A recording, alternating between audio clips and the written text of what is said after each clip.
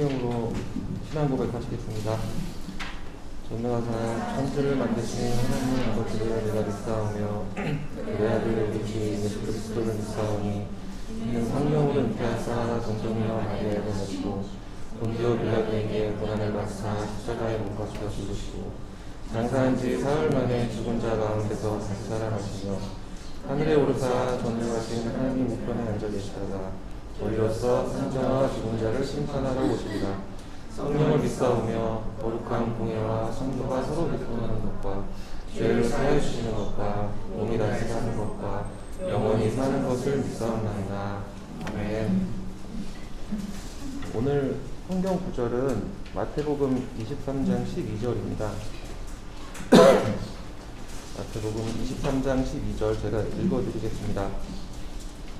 누구든지 자기를 높이는 자는 낮아지고 누구든지 자기를 낮추는 자는 높아지리라. 아멘. 저번 주에 일상생활을 하면서 생각했던 거는 자기를 낮추는 사람들의 보이지 않는 배려에 대한 내용이었거든요. 직장에서 제 뒤에 계신 분이 저보다는 선배이신데 일주일 동안을 병가를 내셨어요. 그래가지고 평소에는 저분이 도대체 무슨 일을 하시는지 전혀 티가 안 나가지고 맨날 놀면서 그렇구나라고 생각을 했었는데 이제 병가를 가지면서 그 일을 제가 대신하게 됐는데 정말 많은 걸 하고 계시더라고요. 그래서 많은 걸 하는 걸 다른 사람들이 해야 되는데 그걸 자기가 거의 대부분을 자기가 혼자 하고 계셨던 거예요. 나눠서 해야 되는 건데 그걸 그냥 묵묵히 자기가 하고 있었기 때문에 저희가 그동안 편했고 오히려 그것 때문에 뭐 하는지 모를 정도로 그렇겠다는 걸 알았거든요. 그래서 그 순간 이게 저희가 일상에서 많은 일이 있는데 저희가 일상에서 작은 게 하나만 깨져도 정말 불안하고 힘들고 어찌할 줄 모를 때가 많은데 그런 것들을 보호해 주는 게 그런 분들의 보이지 않는 배려 때문이 아닌가라는 생각을 했어요. 집에서도 그 집사람이 어디 가서 밥을 함께 안 해줘도 저는 반찬을 찾으려고 해도 집사람한테 엄청 전화를 한다든지 이런 경우가 있는데 그런 것들 일상에서 아주 작은 배려들 그런 것들이 자기 힘으로 할 수 있는 것이 별로 없는데도 불구하고 이렇게 편할 수 있는 건 평정심을 가질 수 있는 건 그런 주변 사람들의 배려 때문이 아닌가라고 생각을 했습니다. 그래서 지금 기도하실 때는 저희가 가진 것이 하나도 당연한 것이 없다라고 생각을 하고 낮은 마음으로 가난한 마음을 가지고 다른 사람을 배려하고 또 배려를 잘 받을 수 있는 저희가 됐으면 좋겠다고 기도를 했으면 좋겠습니다. 하나님 저희가 많은 감사하시고 그것을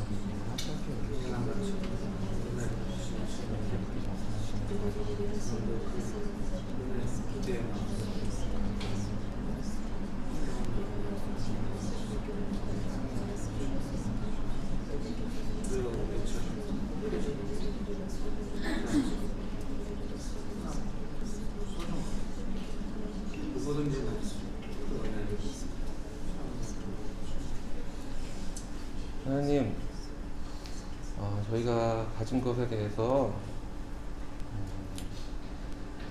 당연하게 여겨서 그것을 하찮게 여기고 그것을 잃을 때만 소중함을 알고 다른 사람에게 원망을 하게 되는 저희를 고백합니다. 저희가 항상 낮은 마음으로 저희의 힘으로는 하나도 할 수 있는 것이 없다는 마음으로 마음을 낮추어서 다른 사람을 잘 배려하고 저희가 다른 사람에게 배려를 받는 것뿐만이 아니라 저희가 다른 사람의 배려가 될 수 있는 그런 지혜를 주세요. 예수님의 이름으로 기도드렸습니다. 아멘.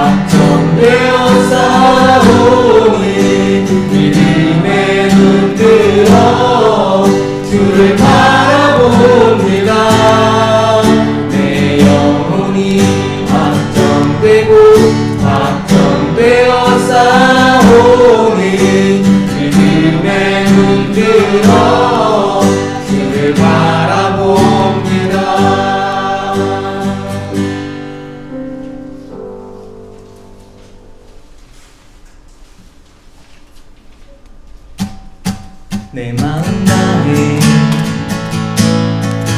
이름 찬양해 사랑 깊어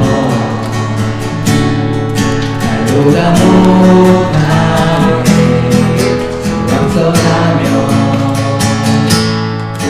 그것만 드시네 오직 내 갈망 영원히 그 찬양 내 맘에 등이 되신 주 영원한 빛이 되신 주 내 모든 모든 주에게 나 찬양해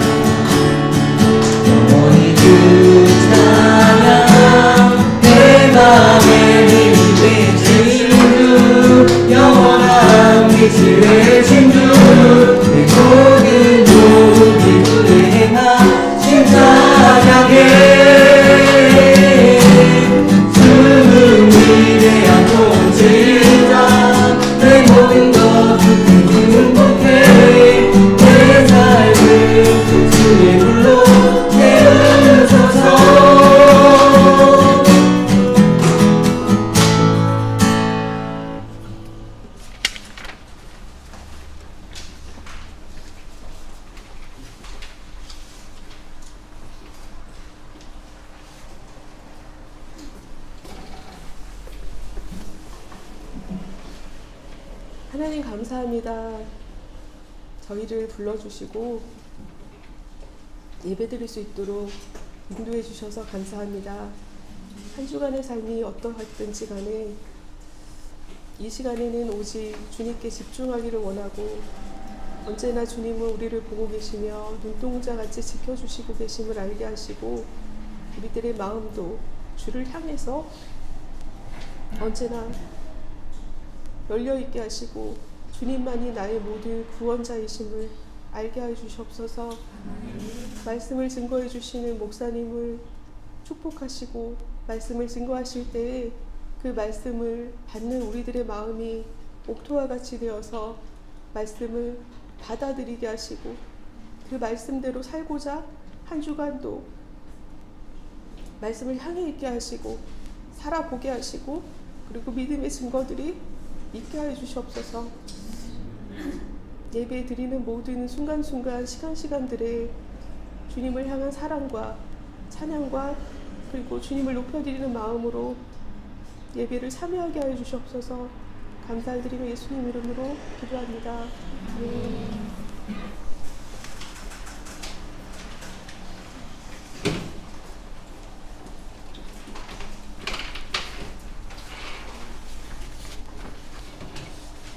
성경 말씀은 로마서 1장 1절에서 7절입니다. 로마서 1장 1절에서 7절 말씀입니다. 혹시 유튜브로 함께 예배 드리신다면 말씀 같이 찾아서 보시면 좋을 것 같습니다. 로마서 1장 1절에서 7절입니다.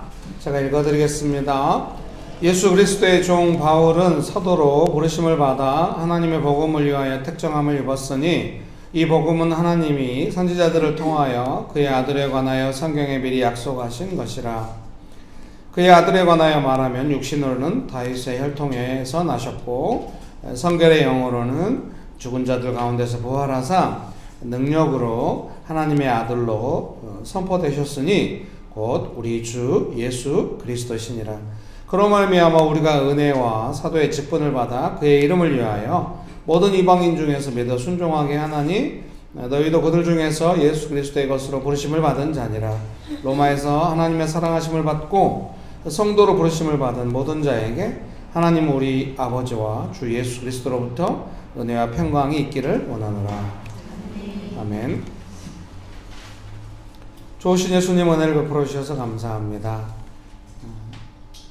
즐거운 주일, 복된 주일에 저희를 불러주시고 저희가 예배드릴 때 받아주시고 저희의 모든 삶을 축복하여 주셔서 감사합니다. 예수님의 이름으로 기도합니다. 아멘. 네, 설교문을 참조하셔서 보시면 되겠습니다. 오늘 로마서 1장 1절에서 7절 내용을 보면은 이제 1절은 바울이 부름받은 내용입니다. 사도로 부름받은 내용이고요. 2절, 3절, 4절은 예수 그리스도께서 이제 복음의 내용을 설명한 내용입니다.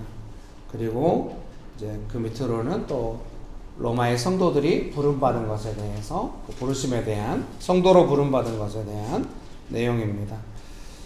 오늘 설교 제목은 좀 점점 구체적인 삶 이렇게 제가 정해 보았습니다. 설교문 서론 읽어드리겠습니다. 바울이 예수님께 부름을 받았듯이 우리도 예수님께 부름을 받았습니다. 믿으십니까? 네, 아멘입니다. 아직 부르심이 명확하지 않을 수 있지만 아마도 점점 명확해질 것입니다. 부르심이 명확하지 않다고 하는 것은 또 점점 명확해진다고 하는 것은 부르심이라고 하는 게 어떤 포지션 또는 내가 원하는 어떤 양적인 만족함으로 또 굳혀야 되는 어떤 그런 내용이라고 하기에는 좀 애매하기 때문에 그렇습니다. 부르심이라고 하는 거는 이제 뭔가 우리를 부르신 하나님의 성품 안에서 뭔가 점점 좀 구체적이 되어가는 측면이 있는 것 같습니다. 예를 들면은 우리 교회 집사님이 가정으로 부름받아서 가정사역을 한다 할 때 내가 가정 안에서 어떤 포지션을 가지고 어떤 능력을 위임받아 가지고 어떤 일을 한다, 그건 아니잖아요. 그냥 가정에 문제가 있고 이렇고 저렇고 할 때마다 가정을 섬겨갈 때 예수님께서 가정으로 부르셨다고 하는 것이 집사님의 사역을 통하여 점점 구체적이 되는 것이죠. 가정을 섬겨가면서, 그러면서 나중에 가정이 어떤 모습으로 딱 나오지 않겠습니까? 그러면은 집사님이 가정이 어떤 모습으로 나올 때까지 어떻게 섬겼는지 그 내용이 전체적으로 이제 부르심으로 확인될 수가 있는 것입니다. 여러분 믿습니까? 그러니까 부르심이 얼른 뭐 어떤 포지션이라면 금방 그 포지션을 알면서 알려지겠지만 그런 것이 아닌 것이죠. 부르신 분의 어떤 성품과 뜻 안에서, 그 능력 안에서 우리가 부르심 받은 대로 살아가다 보면 이제 어떤 일을 그 부르심을 따라 섬기게 되고, 우리는 보통 세상에서 일할 때는 포지션이 주어지고 포지션에서 할 수 있는 일과 할 수 없는 일, 권한, 업무 영역이 주어지고 일을 하잖아요. 부르심은 약간 그렇지 않은, 그냥 부른 거예요. 하나님께서 아브라함을 부르듯이. 그러니까 갈 바를 알지 못하고 막 따라갔다잖아요. 점점 아브라함의 부르심이, 물론 약속은 있죠. 이삭을 주시겠고 가나안 땅에 살 것이고 후손들이 하늘의 별과 같이 바다의 모래와 같이 많을 것이다. 이 얼른 손에 안 잡히잖아요. 점점 아브라함의 믿음이 분명해지고 선명해지면서 그의 삶도 분명해지고 그의 부르심도 분명해지고 나중에는 이삭이라든지 또 가나안 땅에 살아간다든지 이런 것들이 구체적이 되는 것입니다. 여러분 믿습니까? 부르심에는 그런 영역이 있는 것입니다. 그래서 우리가 부르심을 따라 성도로 부름받았다 이렇게 말씀하시잖아요. 오늘 로마서 1장에도. 그래서 우리가 부르심 받아서 살아간다고 할 때 이 부르심이라고 하는 내용 안에는 점점 부르심이 구체적이 된단 말은 무엇이겠습니까? 하나님께서 우리를 부르셔서 어떤 은혜를 베푸실지, 어떤 하나님의 성품과 능력으로 우리와 함께 하실지가 사실은 점점 구체적이 되는 것입니다. 믿으십니까? 그래서 저희 수요 기도회 때 자매님이 중요한 시험을 앞두고 막 구체적인 기도 배웠으니까 하나님 좀 구체적으로, 솔직히 말하면 우리가 구체적인 기도의 응답이란 점수가 몇 점 나올까요? 내가 원하는 시험 합격할 수 있습니까? 막 이런 게 구체적이잖아요. 근데 이제 그런 거는 거의 응답이 없고요. 응답 받아도 많이 틀려요. 분명히 합격이라고 확신인데 떨어져 버려. 그러면은 뭐냐고, 내가 그동안 받은 응답은 뭐고, 그동안 신앙 훈련은 뭐고, 하나님은 살아계시고, 막 이렇게 막 복잡하게 가버려요. 그러니까 뭔가 양적으로 내가 원하는 만족을 위한 양적으로 구체적으로 시키려고 하는 것들은 기본적으로 위험해요. 항상 좀 조심해야 돼요. 잘했어요. 자매님이 막 시험 보는 내내, 시험 보기 전에도 계속 기도했겠죠. 예수님의 성품이 이 시험 보는 기간 동안에 충만하게 해달라고 계속 기도했다는 겁니다. 계속 우리가 수요 기도회 때 나눴거든요. 예수님께서 베풀어 주시는 은혜는 얼마나 확실한가, 내가 원하는 것들은 얼마나 명확하지 않은가, 막 이런 거 사이에서 은혜는 구하면 정말 받거든요. 못 받아요? 내가 원하는 돈 얼마를 주세요. 이것은 정말 어려운 것 같아요. 네, 예수님 저를 불쌍히 해주세요. 저는 좀 많이 힘듭니다. 예수님 은혜를 구합니다. 마음만 조금만 가난하게 해가지고 은혜를 구하면 찬양을 불러도 은혜스럽고 예수님이 가까이, 물론 그것도 어마어마한 은혜긴 한데요. 정말 좀 금방 되거든요. 네, 명신교회에 부어주시는 은혜라고 저는 생각합니다. 모든 교회에 은혜를 베풀어 주셨죠. 근데 우리는 이제 명신교회를 모이니까 또 이제 우리 아이덴티티가 있잖아요. 복잡해요? 여러분 축복합니다. 그래서 시험 보는 내내 예수님의 성품이 있었다는 겁니다. 이걸 이렇게 구체적으로 구할 수 있다는 게 너무 놀랍죠. 그래서 목상 모임 할 때 물어봤어요. 시험 잘 봤을 때 비해서 어떠냐고 했더니 잘 봤을 때 아주 비슷한 느낌으로 본 것 같다 이렇게 이야기하더라고요. 너무 감사한 것 같습니다. 그래서 그 부르심 안에서 나의 삶이 구체적으로 가는 과정에서 계속해서 예수님의 성품과 능력이 부어지고 나의 삶 속에서 구체적인 문제 속에서도 예수님의 성품과 능력이 머물도록 하는 것이 얼마나 중요한가. 이번에 제가 밴드에 올렸잖아요. 집사님이 가정사역 하시는데 처음에 문제 속에서는 예수님의 성품이 하나도 없어요. 정말 집사님들은 저를 많이 신뢰하는지도 몰라요. 정말 아무렇게나 문자를 보내요. 자기 삶에 그 어려운 문제를 나보고 어떻게 하라고 막 보내요. 그러면 제가 그걸 받고 저라고 뭐 별 수 있어요. 숨이 턱 막혀요. 옛날 같으면 좀 짜증냈겠죠. 바로 답장했을 거예요. 보낸 문자를 한번 자세히 읽어보시라고. 거기에 마음을 보시라고. 그렇지만 말은 그렇게 좀 속으로 이게 보낼 문자니? 좀 생각 좀 해라. 뭐 이렇게 할 수도 있으면 안 돼요. 언제나 제가 말해놓은 게 있죠. 여러분한테 아무 문자나 아무 때나 어떤 상황에서나 보내라고. 난 그걸 그대로 할 줄은 몰랐는데 그대로 그냥 문자도 한두 개가 오는 게 쫙 그냥 얼마나 어려운지 막 문자가 와요. 그럼 제가 어떻게 합니까? 막 기도한 다음에 짧게 답장을 하죠. 분별이 필요하다. 누가복음 말씀 10장 19절 말씀 기억하시면서 좀 방해가 제어될 필요가 있겠다고. 저도 그 일을 위해서 기도한다고 막 같이 기도하거든요. 그러면은 이제 뭔가 방해가 몰려갔다는 느낌이 어떤 거냐면은 하나님의 성품이 다시 충만해지는 시간으로 회복되는 느낌이 있는 거예요. 문제가 너무 크고 이럴 때는 저한테 그 느낌이 전달될 때는 예수님의 성품이 하나도 없어. 뭐 능력도 없죠. 그런데 기도하고 뭔가 방해가 제어되고 다시 우리의 마음 회복될 때는 예수님의 성품이 회복됐다는 느낌. 집사님도 이제 수요기도 훈련했으니까 계속 기도하시니까 어떻습니까? 나중에는 이미 아버님 모시고 병원 가기 전에 뭔가 방법이 있을 거다. 예수님께 방법이 있단 말은 A, B, C, D 1, 2, 3, 4 이게 아니고 여러 번 말씀드렸는데 그 뭐냐면 예수님을 향한 소망이 생기는 거죠. 예수님께는 방법이 있다. 그 전에는 아무 방법이 없다. 가서 어떤 결과가 있었는지 우리가 볼 수 있죠. 사랑하는 성도님 여러분, 내 삶에 예수님의 성품이 머물고 있다는 거, 물론 이제 우리 입장에서 이렇게 말하고 싶어요. 네, 은혜도 좋고 성품도 좋은데 내가 원하는 거 그건 안 되는 거예요? 뭐 이럴 수 있어요. 네, 그거는 조금 지나친 거예요, 여러분. 네. 엄마가 따뜻하게 밥 해줬어. 아, 너무 내가 시달렸는데 너무 행복했어. 엄마한테 계속 말해요. 돈은 어떻게 되는 거예요? 네, 밥 차려줘도 아니 밥은 됐고 돈부터 줘요. 이거는 얼마나 참남한 건지 여러분 아시겠죠? 네, 그러면 안 됩니다. 뭐 엄마가 돈을 주든 안 주든 뭐 내일이 잘 되든 안 되든 엄마의 따뜻함 언제나 나한테 소중한 것이고 엄마 감사한 것이고 나 엄마랑 이런 시간 보내려고 엄마는 나의 엄마가 된 것이고 막 이렇게 해야 항상 좋은 것이죠. 예수님을 향해서 그렇고 우리 서로서로도 그런 것입니다. 그 안에 역사하심이 있습니다. 예수님은 왜 오병이어를 일으켰나? 왜 철병이어를 일으켰나? 사람들이 배고파와 쓰러질까? 그 마음에서 기적이 일어납니다. 예수님의 성품은 곧 능력입니다. 믿으십니까? 그러나 내가 가득하게 되시기를 주님의 이름으로 축복합니다. 성품 없이 능력만 구하고 능력만 있다고 한다면 되게 위험하겠잖아요.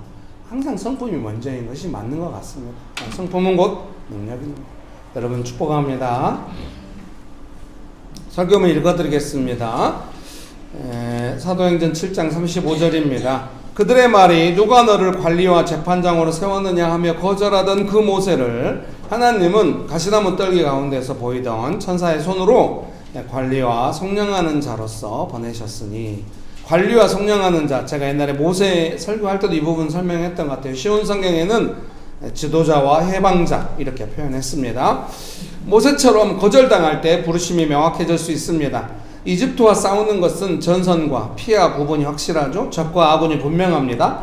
이집트와 싸우는 것은 전선과 승리가 깔끔했지만 광야의 시간 속에서 이스라엘 백성들과 함께 모세가 겪는 일들은 복잡했습니다. 그 일들 속에서 사람들을 돕도록 모세는 부름을 받은 것입니다. 섬기다가 거절감을 느낀다는 것은 부르심이 중단되는 것이 아니라 부르심이 명확해지는 것입니다. 모세도 처음에는 사람들이 거절할 때, 이스라엘 백성들이 거절할 때는 자기의 부르심이 중단된 줄 알았죠. 아, 사람들이 나를 이렇게 거절하니 나는 아무것도 할 수 없다. 도망치고, 아, 내가 섬기려고 했던 사람, 하나님께서 나를 부르셨고 내가 모든 걸 포기하고 섬기려고 했던 사람들이 나를 고발하는구나. 나는 도저히 할 수 없다. 이렇게 40년 동안 숨어 있었습니다.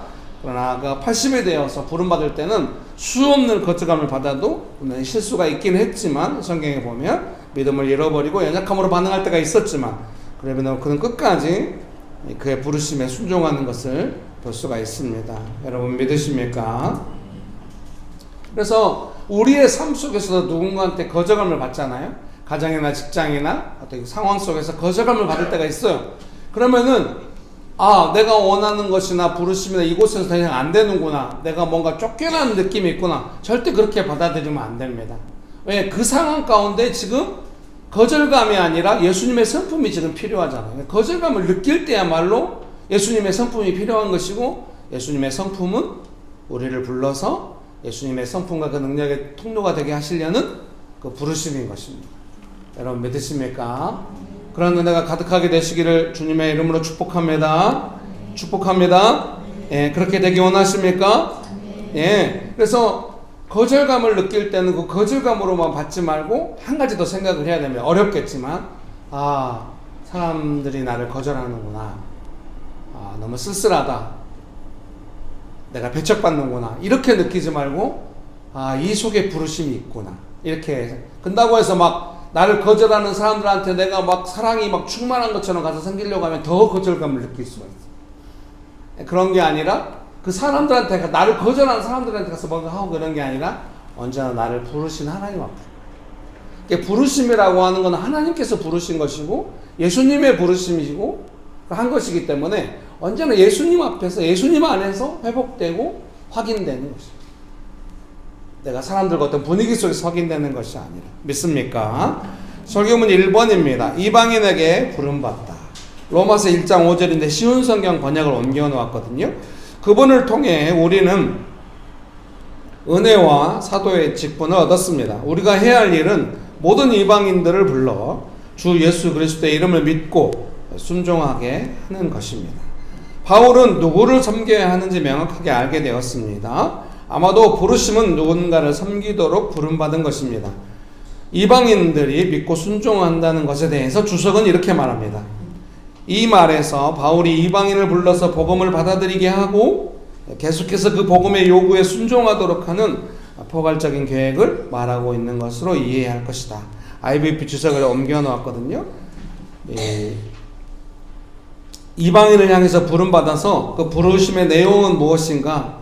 이방인들이 예수님을 믿고 예수님께서 말씀하신 것에 순종하도록 계속 부름받은 것이라는 겁니다. 그 순종한다는 건 무엇이겠습니까? 복음의 요구에 순종한다는 것은 무엇이겠습니까? 예수님께 죄를 용서받고, 그래서 나를 많이 용서해 주신 예수님을 많이 사랑하고, 지난주 설교 내용이죠. 그래서 그 사랑을 다른 사람에게도 전하는, 복음을 전하는 삶으로 우리를 부르신 줄 믿습니다. 믿으십니까? 그래서 바울은 이 로마 교회를 향하여 이 로마서를 쓰고 있기 때문에 아마도 이 부르심의 내용이 로마서에 많이 나온 거 보니까 바울은 로마 교회를 향하여 이 로마서를 쓸 때 이 로마서를 보냄으로써, 이 편지를 보냄으로써 뭔가 자기의 자리나 자기의 사역을 구하고 있는 것은 아닌 것 같습니다.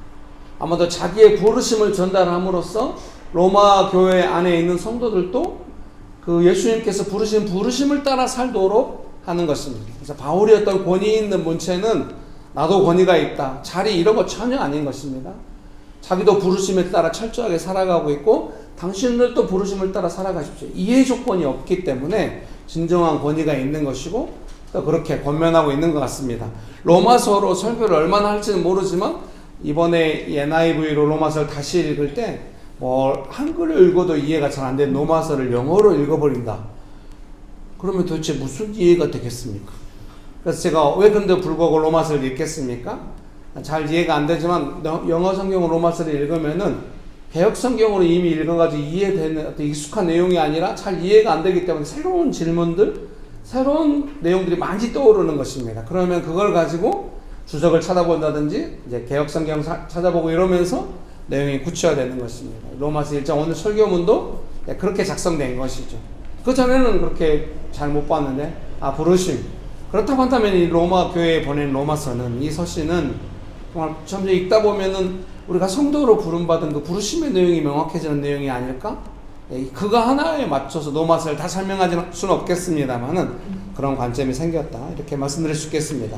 2번 부르심의 소망입니다.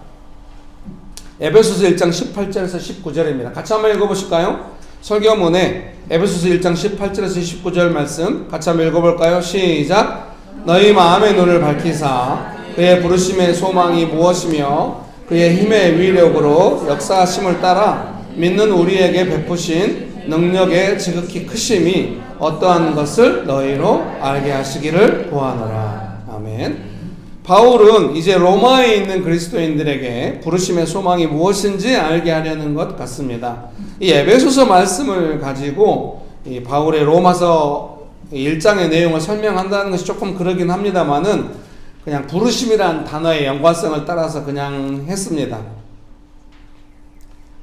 여기서 비웃어 줘야 되는데 여러분 축복합니다. 네, 제 생각에 이 부르심에 대해서 나눌 때 이 부르심의 소망에 관한 내용을 나누고 싶었기 때문입니다. 로마서 1장 6절 말씀입니다. 설교문에 있습니다. 너희도 그들 중에서 예수 그리스도의 것으로 부르심을 받은 자니라. 아멘. 로마서 1장 6절 말씀 같이 한번 읽어보실까요? 시작. 너희도 그들 중에서 예수 그리스도의 것으로 부르심을 받은 자니라. 아멘. 예수님께서 베푸신 능력의 풍성함을 알아서 일상 속에서 불러주신 소망이 무엇인지 알아가는 마음의 눈, 영적인 안목이 점점 분명해지는 삶이 되는 것입니다. 아멘. 여러분 그런 은혜가 가득하게 되시기를 주님의 이름으로 축복합니다. 지난 수요 기도회 때 짤막짤막하게 하는 게 되게 많거든요. 맨 처음에 하는 거는 막 찬양을 불러요. 제가 막 정의하고 부르거든요. 그 다음에 또 제가 말씀을 나눠요. 이제 수요 기도회라고 해서 기도회만 하면 안 되거든요. 말씀을 제가 나누고요. 그때 이제 받은 은혜로 짧게 나누거든요. 말씀을 나누고 그 다음에 돌아가면서 이제 몇 분이 기도 생활 속에서 그동안 기도 훈련 중에서 배우고 느낀 것들을 나누거든요. 또 같이 또 기도해요. 그리고 또 하나가 마지막에 이제 지난주에도 했던 건 뭐냐면 앞으로 우리가 이제 삶의 터전을 위한 기도를 어떻게 그동안 우리가 기도에 쭉 해왔는데 이제 삶의 터전을 위한 기도를 어떻게 할 것인가 이거를 나눴는데 새로운 시도는 잘 안 먹히더라고요. 익숙하기도 하고 관심도 없는지 삶의 터전을 위한 선교사 예를 들었던 내용도 제가 너무 많이 말했던 거긴 해요. 선교사님이 선교지에 나갔을 때 그 나라를 향한 하나님 아버지의 마음을 받아가지고 기도하다가 사역을 하고 이렇게 한다. 우리도 우리의 삶의 터전 가정과 직장에서 그런 마음을 받는 게 필요하다. 뭐 알고 있지만 크게 와닿지 않는 것 같아요. 제가 첫 번 자고 나서 수요기도 끝나고 이제 집으로 돌아가면서 또 그 다음날 계속 교회에 있으면서 기도했어요. 이 삶의 터전을 위한 기도는 아닌 것 같다고. 하지 말고 그냥 다시 주석 읽기라든지 성경 읽기로 돌아가야겠다고 했더니 응답이 없어요. 그러면서 제 마음에 생각이 나는 건 뭐냐면은 우리가 이제 삶의 터전에서 가정과 직장에서 문제가 생기면 기도를 하잖아요. 그래서 우리 안에 두 가지 마음이 있는 것 같아요. 하나는 삶의 터전에 문제가 생기면은 막 그 문제를 해결하려고 기도하고, 문제가 없으면 어떻게 하냐? 내가 원하는 그림을 따라 내 삶의 터전이 꾸며지기를 바라고, 이 두 가지 계속 왔다 갔다 하는 거예요. 그래서 이제 제가 기도하면서 받은 문제의식은 뭐냐면은 나의 삶의 터전을 향한 가정과 직장을 향한 하나님의 그림, 교회, 부르심의 내용, 그것이 구체적이지 않다는 생각을 했고요. 부르심의 소망을 하나님을 알고 부르심의 소망을 알게 되는 마음의 눈, 영적인 안목, 이제 이게 기도로서 세워져야 한다는 생각이 드는 것이죠. 여러분 축복합니다. 명신교회를 제가 이제 명동의 길에서 개척할 때, 제 이제 아들하고 같이 막 이렇게 남산 케이블카 타고 왔거든요. 그래서 남산 케이블카 타고 내려오는데 이제 거기 엘리베이터가 이렇게 남산 3호터널 입구 쪽으로 내려온 엘리베이터가 있더라고요. 사람들이 많이 줄 서 있어요. 무료거든요. 근데 케이블카 못지않게 재밌는 것 같아요. 타고 쭉 내려와서 쭉 걸어왔더니 명동이 나온 거예요. 중앙우체국 앞에. 그래서 아내랑 우리 막내랑 셋이 앉았어요. 평소에 제가 개척했던 그 자리에, 기도했던 자리에. 우리가 자주 가서 기도하거든요. 앉아서 날씨가 딱 앉아있는데 아들한테 말해줬어요. 아들아, 이곳이 명신교회를 처음에 아빠가 기도하면서 개척했던 곳이야. 아 그래? 그래서 아들이 똑똑한 건지 바로, 그럼 이제 이름을 금신교회라고 해야 되는 거 아니야? 명신교회가 왜 명신교회냐면 명동의 신실한 교회야. 여기서 교회가 출발했거든. 아 그래? 그럼 이제 앞으로는 금신교회라고 해야 되는 거 아니야? 우리 금천에 있잖아. 막 이런 거예요. 제가 아들한테 그런데 이 명신교회라는 명동이라는 의미는 교회의 지명을 말하고 있는 것이 아니라 교회의 출발을 말하고 있는 거예요. 명신교회는 명동에서 출발해서 아시아의 대도시로 간다는 거거든. 지금 근처에 있지만 끝까지 계속 꾸준히 아마 교회는 가게 될 거야. 이렇게 아들한테 설명했어요. 아들이 이해하고 좋아하더라고요. 사랑하는 성도님 여러분도 아실 거예요. 명신교회가 어떤 부르심이 있는지, 뭐 부르심이 이렇게 구체화될 때까지 얼마나 시간이 걸렸는지. 명신교회 물론 이제 내 마음에 맞는 것도 안 맞는 게 있지만 명신교회 부르심은 확실해요. 제 안에는 그래서 명신교회 안에 막 이런 거 있잖아요. 막 이렇게 막 사람들이 와서 명신교회 와서 막 말해요. 너무 뭘 지나치게 많이 먹는다고. 그러면서 자기도 많이 먹어. 자기도 안 먹고 가면 쓸쓸해 할걸? 많이 먹어요. 사실 그것도 근데 이유가 있어요. 제가 길에서 개척하고 이러면서 사실은 명신교회가 길에서 개척하고 막 고생하려고 개척하지 않았고요. 아우 저 고생 충분히 한 거. 인생이 힘들었어. 명신교회 어떻게 제가 그 빕스 옛날에 좋아했거든요. 내가 어디 그 강서 쪽에 있는 어떤 빕스를 갔는데 그리스도 대학에 설교하러 갔다 목사님 교모 목사님 저를 거기 식사로 데려갔거든요. 갔더니 빕스인데 너무 건물도 아름답고 빕스가 쫙 있는 거예요. 제가 바로 이게 교회다. 명신교회가 이렇게 됐으면 좋겠어. 사실은 명신교회 개척하기 전에도 신촌에 스타벅스 처음 갔는데 스타벅스가 신촌에 처음 생겼거든요. 3층짜리로 청년들이 바글바글한 이게 교회다.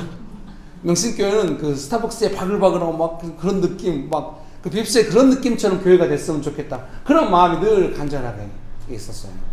그래서 길에서 모여도 스타벅스에서 묵상 모임하고 길에서 나가서 예배드리고서 막 화려하거나 뭐 고생하거나 이런 느낌이 아니라 그냥 그 부르심 안에 예수님의 부요하심이 적어도 가정이나 내 삶에서 없다 할지라도 교회 오면 그런 부요함과 풍성함이 있었으면 좋겠다. 그래서 옛날에 묵상 모임 막 묵상 컨퍼런스 하고 이럴 때는 뷔페 중에 뷔페 지금 없어졌죠. 명동에 있었거든요. 해산물 뷔페 LA에서 온 이름이 기억이 안 나요. 거기 가서 막 묵상 룸 빌려가지고 묵상 모임하고 거기서 막 전도대회를 하고 막 이렇게 그런 역사가 있는 것이죠. 그래서 여러분이 명신교회 오면은 명신교회 부르심이 뭔지 알죠? 제 안에도 지금도 선명해요. 오늘 아침에도 그림이 선명해. 어떤 그림이냐면 명신교회 온 성도들이 다 명신교회 와서 즐겁게 자기 삶의 사역의 내용을 사역으로 감당하고 어려워도 사역적 안목이 흐려지지 않고 교회 와서 사역이 세밀하고 날카로워지고 가서 서로의 사역을 나누고 다시 가서 막 사역하고 정말로 이런 거에 대해서 선명한 그림이 점점 선명해요. 물론 우리의 현 주소는 그렇지 않아요. 삶의 복잡함이 쏟아지고 막 거의 목이 조여오는 느낌이에요. 그런데 우리가 그 삶의 문제들이 쏟아지는 속에서도 때로는 은혜가 있어도 더 큰 문제가 점점 쏟아지고 있죠. 그래도 어떻게 그거를 다 이기고 그 속에서 사역을 찾아내고 사역의 방법을 익히고 점점 사역자로 자라나고 이렇게 온 겁니다. 이것은 예수님의 은혜가 아니면 안 됩니다. 가고 있는 중이에요. 앞으로 반드시 그 그림으로 갈 것입니다. 그 그림처럼 여러분의 가정 안에 여러분의 직장 안에 그런 그림이 점점 구체될 내가 언제 승진할 것인가 나쁘지 않아요? 승진을 위해서 기도해야 됩니다. 축복합니다. 그거 뭐 조건을 걸어도 괜찮은 것 같아요. 가끔 성공하는 수가 있어요. 우리 집사님이 서울 번총으로 발령 내주면 누구를 용서하겠다고. 그래서 번총으로 발령이 나버렸어요. 그거를 또 숨겨야 돼. 나한테 다 말해. 나한테 말하면 어떻게 됩니까? 교회가 다 알게 돼. 그래서 우리가 다 그 집사님을 쳐다보고 있죠. 용서했나요? 여러분 축복합니다. 부르심의 소망. 여러분의 삶의 턴, 이게 좀 수요 기도회 때 나눠야 되는데 벌써 나눠버렸고 어떻게 하세요? 뭐 분위기가 안 좋으면 끌어다 쓸 수밖에 없어요. 축복합니다. 설교할 때도 그러거든요. 설교가 들어오기 전에 이미 다 각본이 짜여 있어요. 이렇게 해서 어떻게 한다. 근데 설교가 안 막히잖아요. 잘 안 풀리잖아요. 그럼 제일 중요한 거 맨 앞에다 갖다 쓰고 나머지는 빨리 끝내. 근데 수요 기도회는 뭘 해야 될지 모르지. 네. 그렇죠? 삶의 터전을 향한 기도가 뭐겠습니까? 문제가 생기면 기도하고 문제가 없으면 내가 원하는 그림 나도 모르는 내가 원하는 그림 내 본성에서 나오는 거 뭐 그렇게 가고 이러면 안 됩니다. 나의 삶을 통해 나의 가정을 향하여 나의 직장을 향하여 하나님께서 부르시고 어떤 소망이 있고 그 직장이라고 하는 것도 양적인 어떤 직장만이 아니라 내가 따라가는 곳 항상 하나님의 부르심이 임하는 어느 직장에 있든지 뭐 그런 은혜로 점점 구체적이 될 것입니다. 그런 걸 알아볼 수 있는 안목을 달라고 기도하는 건 바울의 기도가 얼마나 깊은지 우리가 이 기도를 따라가고 성경적인 기도를 따라가고 있는 줄 믿습니다. 믿으십니까? 대표적으로 요셉 같은 사람이 그런 사람 아니겠습니까? 요셉이 어떻습니까? 막 요셉이 막 처음에 연약하고 문제가 많았지만 노예로 팔려고 감옥에 갔지만 그 부르심이 있으니까 결코 그 부르심을 그의 삶의 문제들이 꺾지 못해요. 점점 부르심이 구체적으로 되고 그 부르심이 확실히 되는 것을 알 수가 있습니다. 부르심이 점점 구체할 때 어땠습니까? 부르심이 살아있는 한 과거의 삶을 반드시 해석하게 됩니다. 내 삶의 어려움이 무슨 이유인지 몰라요? 왜 그랬는지 몰라요. 부르심이 있으면 요셉이 지난 삶을 다 해석할 수 있습니다. 그리고 지금 삶에 충실할 수 있습니다. 노예로 살아도 감옥에 가도 그래서 노예로 살 때도 그렇고 감옥에 갔을 때도 있고 옆에 있는 사람들 다 요셉과 함께 있고 싶어하고 요셉과 일하고 싶어하고 이런 사람이 되는 것입니다. 그리고 요셉이 어떻습니까? 아직 감옥 안에 있지만 자기 인생이 여기서 끝나지 않으리라. 얼마나 대단한 삶이 될지는 모르지만 자기 인생이 아직 끝나지 않았다는 것. 그리고 총리가 됐을 때 형들이 곡식 사러 왔을 때 자기가 꾸었던 꿈을 생각했다. 여러분 축복합니다. 3번 예수님의 부르심입니다. 참 빛이 되신 말씀이 세상에 계셨습니다. 요한복음 1장 10절 말씀 쉬운 성경 번역으로 옮겨 놓았습니다. 참 빛이 되신 말씀이 세상에 계셨습니다. 세상은 그분을 통하여 지음을 받았는데도 그분을 알지 못하였습니다. 세상은 예수님을 알지 못했습니다. 그러나 예수님을 영접하는 사람들에게는 이렇게 약속을 하셨습니다. 요한복음 1장 11절 12절입니다. 자기 땅에 오매 자기 백성이 영접하지 아니하였으나 영접하는 자 곧 그 이름을 믿는 자들에게는 하나님의 자녀가 되는 권세를 주셨습니다. 예수님처럼 우리도 부르심이 때로 환영받지 못하는 일일 수도 있습니다. 모세도 그랬습니다. 바울도 그랬습니다. 그렇다고 해서 부르심이 바뀌는 것은 아닙니다. 아까 말씀드린 대로 사람들이 거절하고 상황이 어렵다고 해서 나의 부르심이 바뀌는 건가? 요셉이 노예로 팔려가면 부르심이 바뀌는 건가? 총리에서 노예로 바뀌는 것인가? 감옥에 가면은 총리에서 죄수로 바뀌는 것인가? 아닌 것입니다. 부르심은 바뀌지 않습니다. 예수님은 언제나 우리의 왕이시고 예수님을 영접할 때 우리는 하나님의 자녀가 됩니다. 아멘. 믿으십니까? 부르심은 점점 분명해질 것입니다. 좌절하지 마십시오. 낙담하지 마십시오. 어느 땐가 새로운 삶의 차원으로 하나님께서 인도하시는 것을 경험하게 될 것입니다. 요셉처럼. 설교문 결론 읽어드리겠습니다. 이 땅의 주인이신 우리의 왕이신 예수님께서 오신 성탄절이 다가옵니다. 명동의 길에서 예수님 오시는 것을 위하여 무엇을 할 수 있을까 생각했습니다. 조금 우습기는 합니다만 예수님께 생일 선물을 드리고 싶었습니다. 예수님께 드린다는 게 조금 그랬지만 제 마음의 어떤 기도 응답이었습니다. 그래도 명동에서 사람들에게 준비한 선물을 나누는 사역을 했습니다. 작은 자에게 하는 것이 예수님께 하는 것이라는 성경 말씀을 믿고 했습니다. 우리가 예수님을 환영할 때 세상은 우리를 잘 몰라도 예수님은 우리를 아십니다. 아멘. 믿습니까? 이번 크리스마스 때도 우리가 이 근처에 했으면 좋겠습니다. 아이들 데리고 움직이기 어려운 분들은 2층 상가에 나눠주고 조금 움직일 수 있는 사람들은 공원에서 좀 더 과감하게 움직일 수 있는 사람들은 백리단길이라고 있거든요. 여러분 백리단길은 무시하면 안 돼요. 경리단길만 있는 게 아닙니다. 이 백리단길이라고 금천구청 앞에 쭉 가는 허름한 노포들로 가득 차있는, 그러나 아주 맛있고 가격도 저렴하지만 좋은 도와주세요 여러분. 그래서 이번 사역 컨셉을 어떻게 할까 하다가 사역 컨셉을 제가 생각해 봤습니다. 진심 어린 한마디, 메리 크리스마스. 그래서 옛날에 제가 퀴즈 전도법을 개발했었거든요. 그래서 해운대 가서 전도했는데 이번에 전도법은 뭐냐면 진심 어린 한마디 전도법. 간단해요. 진심 어린 한마디로 메리 크리스마스 하고 양발을 주는 겁니다. 싫어요? 여러분 축복합니다. 진심 어린 한마디, 그거에 관한 성경 구절이 있었으면 좋겠습니다. 성경 구절 찾아가지고 크리스마스 준비해서 하면 어떨까? 여러분의 삶에도 그런 부르심 가득하게 되시기를 주님의 이름으로 축복합니다. 네, 같이 찬송가 부르겠습니다. 아까 불렀던 보아라 즐거운 우리 집 235장 정덕 집사님 혹시 반주 가능할까요? 찬송가 235장 보아라 즐거운 우리 집.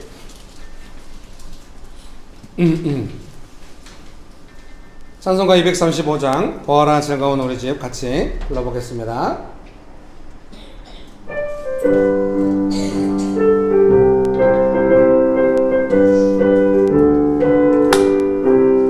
보아라 즐거운 우리 집 맑고도 거룩한 천국에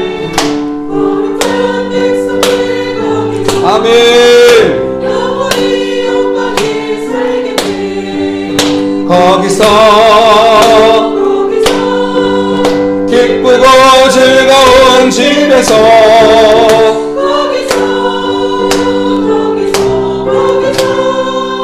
영원히 영광에 살겠네.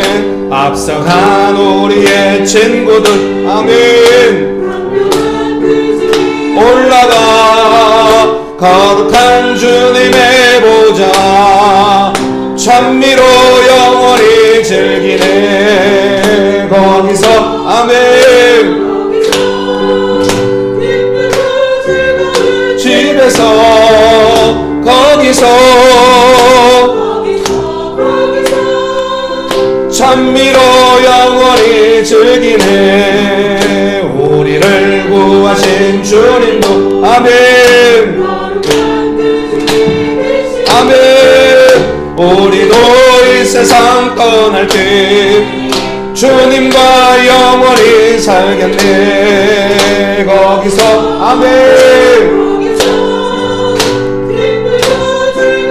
집에서 거기서 아멘.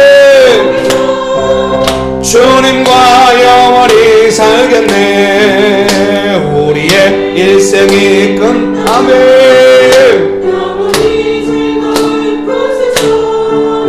거룩한 아버지 모시고 기쁘고 즐겁게 살겠네. 거기서 아멘.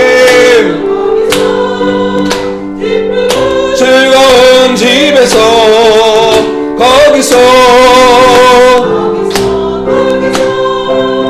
기쁘고 즐겁게 살겠네. 3절 우리를 구하신 주님 아멘. 아멘. 이 세상 떠날 때 주님과 영원히 살겠네. 아멘. 또 즐거운 집에서 거기서 주님과 영원히. 예수님 우리와 함께 하십니다. 믿으십니까? 우리가 영원한 천국의 판주 계속해서 영원한 천국에 가서도 예수님과 함께 영원히 살 것입니다. 그 과정이 다 연결되어 있습니다. 믿습니까? 예수님의 성품과 능력, 그 부르심이 점점 분명해지고 나는 아무것도 안 해도 분명해지고 뭐 그럴 수도 있겠습니다만은 성경의 말씀대로 부르심의 소망에 대한 우리의 안목이 마음의 눈이 점점 분명해질 수도 있겠습니다. 믿으십니까? 그렇게 되기 원하십니까? 이 시간에 기도하실 때 저를 부르셔서 천국의 기쁨을 소유하게 하신 예수님, 그 천국의 기쁨이 사그라들거나 상황을 따서 어려워지는 것이 아니라 나를 영원한 삶으로 부르신 그 예수님의 부르심이 점점 구체적이고 분명해지고 예수님의 성품과 능력이 점점 구체적이고 분명해지셔서 내가 무엇을 해야 하는지 알게 하여 주옵소서. 부름받은 것을 알게 하옵소서. 소망, 믿음의 부르심을 향한 소망의 눈이, 부르심의 소망을 향한 나의 눈이, 마음의 눈이 분명해지게 하옵소서. 기도하기 원하십니까? 기도하시겠습니다. 우리의 일생이 끝나면 영원히 즐거운 곳에서 거룩한 아버지 모시고 기쁘고 즐겁게 살겠네. 거기서 기쁘고 즐거운 거기서 기쁘고 즐겁게 살겠네. 우리를 구하신 주님도 거룩한 그 집에 계시 하발라발라라 힐리알리발라발라발라발라 홀리호발라날라 힐리알리발라 힐리빌리발라발라발라 살겠네. 거기서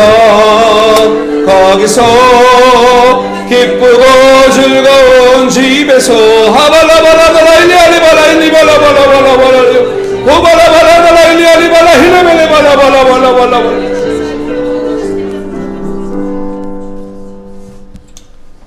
걱정하지 마십시오.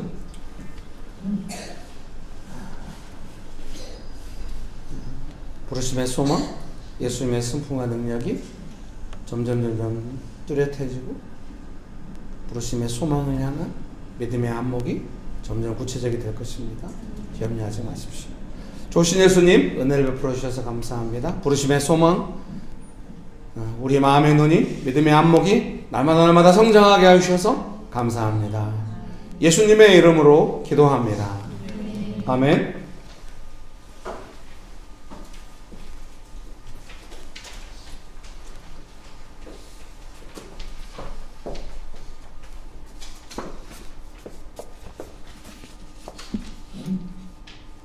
좋으신 아버지, 오늘도 아버지 앞에 나와 예배드리고 은혜 충만한 시간 허락해 주셔서 감사합니다.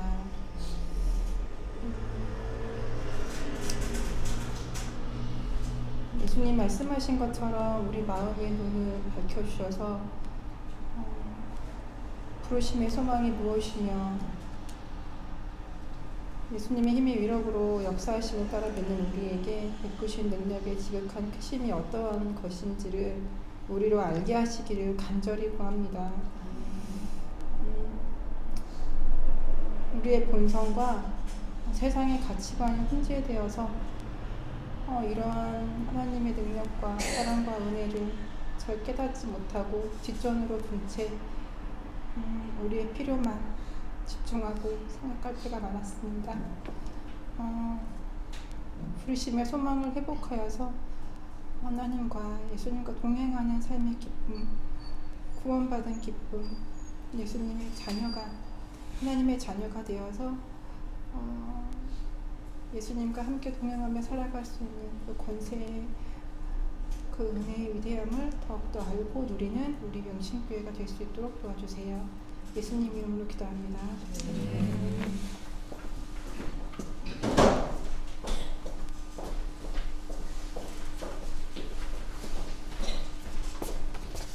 공부하겠습니다. 예배 시간은 주일 오전 11시에 서울시 금천구 법권로 30 2단지 상가 206호에서 드립니다. 온라인, 오프라인 모두 가능하십니다. 주일 모임 안내입니다. 예배 후에 풀뿌리 선교 복쉐어링, 그리고 이제 식사 및 청소가 있습니다. 다음 주 식사는 사마이 캠퍼스가 섬길 예정입니다. 묵상 모임 안내입니다. 도시 묵상 모임을 진행하고 있습니다. 장소는 운수, 용산, 양재, 서현, 상암 등이고 다른 곳도 가능합니다. 캠퍼스 묵상 모임이 교회 줌으로 진행되고 있습니다. 수요 기도회 안내입니다. 수요일 저녁 8시에 교회 줌으로 진행됩니다. 목사님 축도하심으로 마치겠습니다.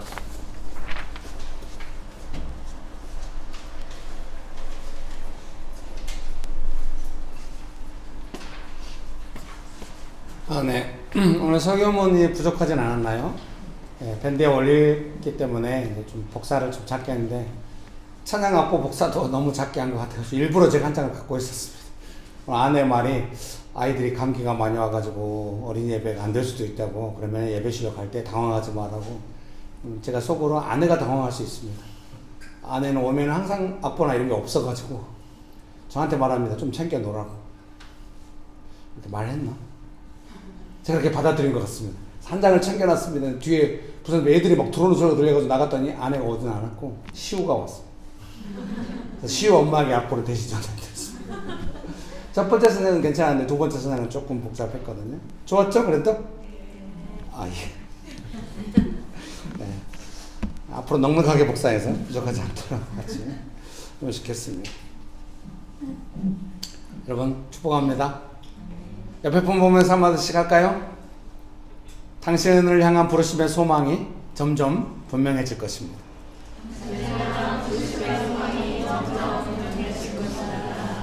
한 번 더 할까요? 부르심의 소망을 알아가는 믿음의 안목이 점점 구체적이 될 것입니다.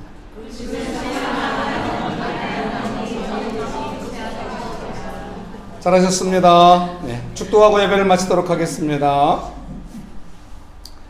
지금은 우리 주 예수 그리스도의 은혜와 아버지 하나님의 크신 사랑과 성령님의 교통하심이 부르심을 따라 살아가기로 결정하는 명신교회 사랑하는 성도님들의 삶 위에 명신교회 위에 조국교회 위에 온 열방 위에 지금부터 영원토록 함께 하시기를 간절히 축원합니다.